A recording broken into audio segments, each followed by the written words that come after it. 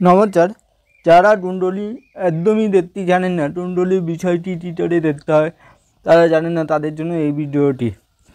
চলুন শুরু করা যাক। সবাইকে অনুরোধ, সবাই তো আমাদের ছোট্ট চ্যানেলটা একটু সাবস্ক্রাইব করবেন। এটা আপনাদের জন্যই করা, আপনাদের জন্য তৈরি করে এই বৈদিক জ্ঞান যাতে সবার মাঝে যাতে ছড়িয়ে দেওয়া যায়, সবাই যাতে এটা উপলব্ধি হতে পারে এই জ্ঞান, তার জন্য এই চ্যানেল তৈরি করা। সবাই একটু সাহায্য করবে, পাশে থাকবে। নমস্কার। চলুন, এটা হচ্ছে আমাদের কুণ্ডলীর স্ট্রাকচার। কুণ্ডলীটা দেখতে এরকম হয়। এটা হচ্ছে আমাদের কুণ্ডলীর স্ট্রাকচার। কুণ্ডলীটা দেখতে এরকম হয়। এবার দেখুন, এটা হচ্ছে ফার্স্ট হাউস। কুণ্ডলীতে এরকম 12টা রড আছে, 1টা 2টো 3টে 4টে, এইভাবে 12টা হাউস আছে, 12টা রড আছে। এটা সবসময় ফার্স্ট হাউস। এটা নিয়ে একদম 1 নাম্বার লেটার আছে। যদি এটা নিয়ে 2 নাম্বার লেটার হতো তবুও এটা ফার্স্ট হাউস।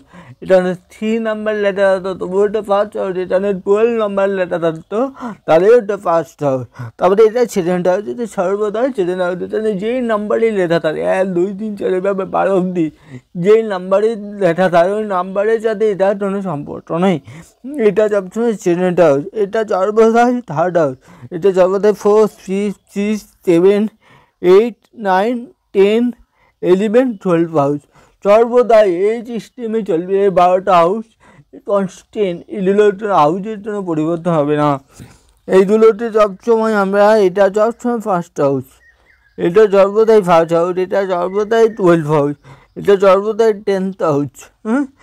এবার আপনাদের তাহলে এই নাম্বারগুলোটি নাম্বার এখন তো প্রশ্ন আছে, তাহলে নাম্বার দেওয়া আমাদের কুণ্ডলীতে অনেকের কুণ্ডলীতে কেউ রিটার্নে 1 লেখা থাকে, কেউ রিটার্নে 1 লেখা থাকে, কেউ 2 লেখা থাকে, কেউ 3 লেখা থাকে। তাহলে এইগুলো কি, এই নাম্বারগুলো কি, চলুন জেনে নিই।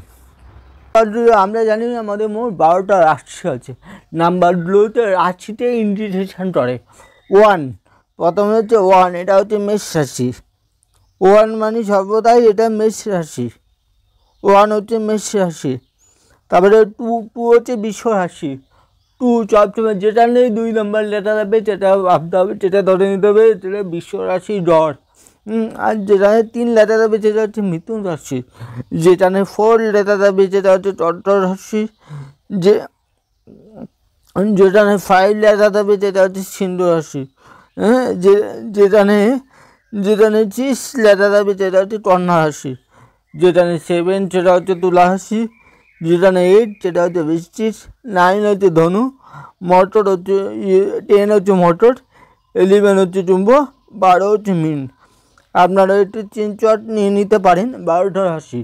1 লেটার হবে সেটা হচ্ছে মেষ, 2 হচ্ছে বৃষ, 3 হচ্ছে মিথুন, 4 হচ্ছে কর্কট, 5 হচ্ছে সিন্ধু রাশি, 6 হচ্ছে কন্যা রাশি, 7 হচ্ছে তুলা রাশি, 8 হচ্ছে বৃশ্চিক রাশি, 9 হচ্ছে ধনু রাশি, 10 হচ্ছে মটর রাশি, 11 হচ্ছে কুম্ভ রাশি, 12 হচ্ছে মীন রাশি।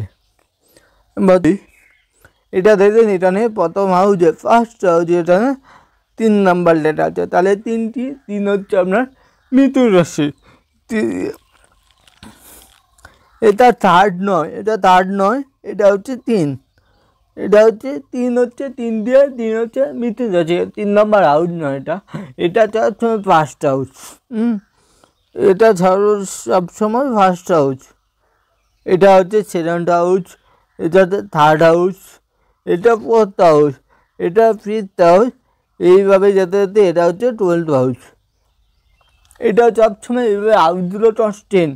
আর রাশিগুলো যেমন 11 নম্বর রাশি হচ্ছে কুম্ভ রাশি, 1 নাম্বার রাশি হচ্ছে মেষ রাশি। এইভাবে এই যে এটা হচ্ছে মেষ, এটা বৃষ, এটা মিথুন, এটা কর্কট, এটা সিন্ধু, এটা কন্যা, এটা তুলা, এটা বৃশ্চিক, এটা ধনু, এটা মটর, এটা কুম্ভ, এটা মীন। এইভাবে 12টা রাশি। এইভাবে এটা হচ্ছে প্রাথমিক ধারণা। কুণ্ডলী সেটা প্রাথমিক ধারণা।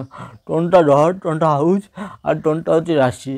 এই পরবর্তী ভিডিওতে রাশি অধিপতি, এই 12টা রাশি 12টা অধিপতি আছে। যেমন আজকে তেমন কিছু বলবো না এই ভিডিও, পরবর্তী ভিডিও বলবো। যেমন মেষ রাশি, মেষ রাশির অধিপতি হচ্ছে মণ্ডল। এইভাবে 12টা রাশি 12টা অধিপতি আছে। পরের ভিডিও আমরা এই রাশি অধিপতি নিয়ে আলোচনা করবো।